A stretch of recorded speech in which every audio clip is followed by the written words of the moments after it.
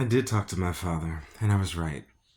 My father did the best he could, and for that I am very proud of him. However, there was something else, something that kept my father and I from connecting when I was younger. I've talked to several of my male friends, and through these conversations, I felt as if they were missing some of these same things that I was missing. That something keeping my father and I from connecting was teaching me how to become a man. I found that most boys, whether the father is in the home or not, learned about being a man on their own. If their father is in their home, he is in a learning process of his own. In most cases, by the time a father understands what it takes to be a man, his son is already in a learning process of his own. What keeps a man in the learning process so long is the society that he lives in. Society keeps a man hungry for money. It gives him false ideas about wealth and puts barriers between him and women that keep him from having a good relationship with them. Society knows that if a man doesn't have a clear understanding about wealth, money, and women, he won't have a clear understanding about himself. If a man doesn't know himself, in most cases, he will be controlled by our society. A father tries to give his son everything he needs to become a man.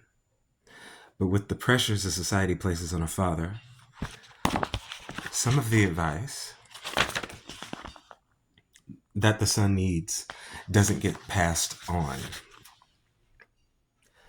I hope this book can fill in the gaps. With my poems and ideas about being a man, I decided to write this book.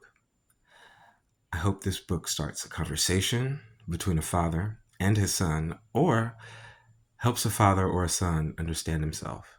Enjoy. And we will, eventually. Pretty straightforward. If you don't understand yourself, you're going to be, pushed around by society like a piece on a chessboard. It's like society puts their hand on top of your head like this, and they just move you in either direction. You have to know yourself. You have to know your partner, or at least who you want in a partner.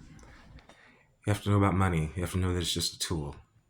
You have to know about wealth. You have to know how to build it and how to keep it. It's not about scamming, stealing, or making false promises.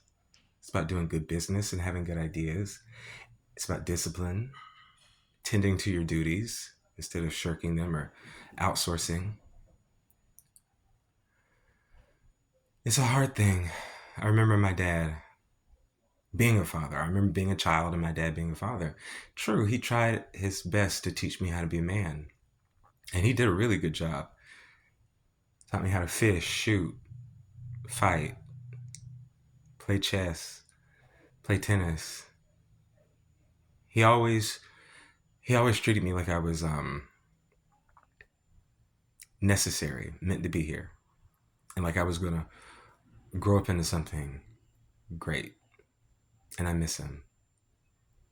But what I also noticed is that he didn't hover. He kind of took his hands off after a while and let us grow up and let us start to decide who we were going to be. And he wasn't judgmental. He wasn't controlling. At least not in that aspect. He really let me become who I was meant to become. It's a hard thing for fathers to do that, to trust their children, to trust the training, to trust the process, to trust God. But that's what my dad luckily was able to do.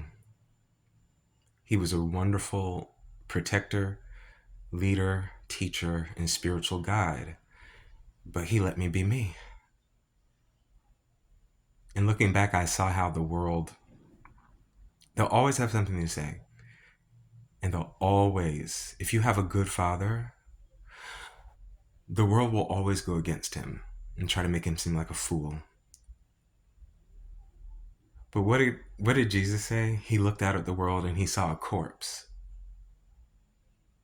So, that answers your question if you had one.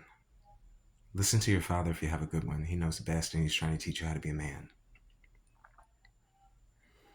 If you weren't lucky enough to have one, for that I am truly sorry. But you're still gonna have to learn how to be a fucking man. So, nut up, Buttercup. I'm gonna read the rest of the book.